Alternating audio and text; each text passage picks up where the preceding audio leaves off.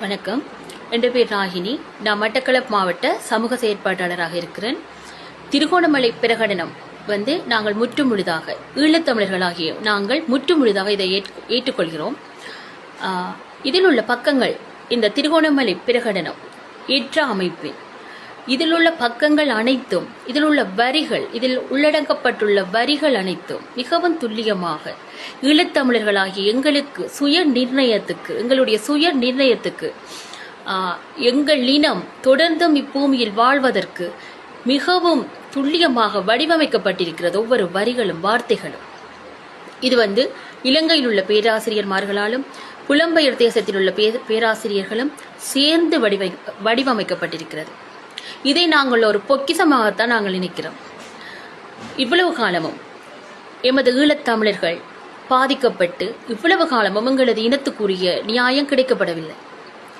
அரசியல்வாதிகளாலவோ நிறுவனங்கள், பல அமைப்புகள் திட்டமிட்டு தங்களது லாபத்திற்காக ஈழத்தமிழர்களாகிய எங்களை ஏமாற்றிக் கொண்டிருக்கிறார்கள். நாங்கள் ஏமாந்து கொண்டிருக்கிறோம். அதனால நாங்கள் இந்த உள்ளக பொறிமுறையை முற்றுமுழுதாக எதிர்க்கின்றோம். எங்களுக்கு உள்ளக பொறிமுறை மூலம் நியாயம், எங்கள மக்களுக்கு, ஈழத்தமிழர்களாகிய எங்களுக்கு நியாயம் கிடைக்காது என்றது எங்களது 100% நம்பிக்கை.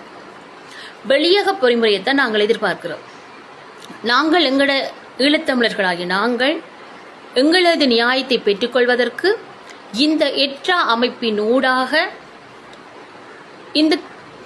எங்களுக்குரிய நியாயத்தை நாங்கள் பெற்றுக்கொள்ளலாம். அதற்கு எங்களுக்கு ஒரு அமைப்பு வேணும். அதைத்தான் இந்த எற்றா அமைப்பை நாங்கள் ஏற்றுக்கொள்கிறோம். இந்த அரசாங்கம் உள்ளக பொறிமுறை மூலம் நீதி நியாயமாக எங்களுக்கு நீதி வழங்கப்படாது.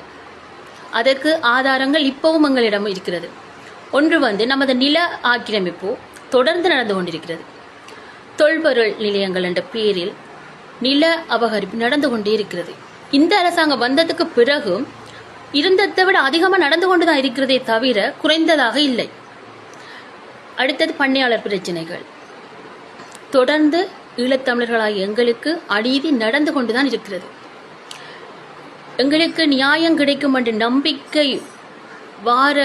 நம்பிக்கை எங்களுக்கு சிறிதளவு கூடி நம்பிக்கையை இந்த அரசாங்கம் எங்களுக்கு கொடுக்கவில்லை.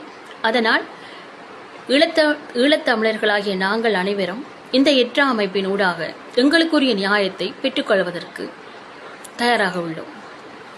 சிறு விதையாக திருகோணமலை பிரகடனத்தில் சிறு விதையாக விதைக்கப்பட்ட எற்றா அமைப்பு தொடர்ந்து ஒரு விருட்சமாக வளர வேண்டும் என்று நாங்கள் வாழ்த்துகிறேன்.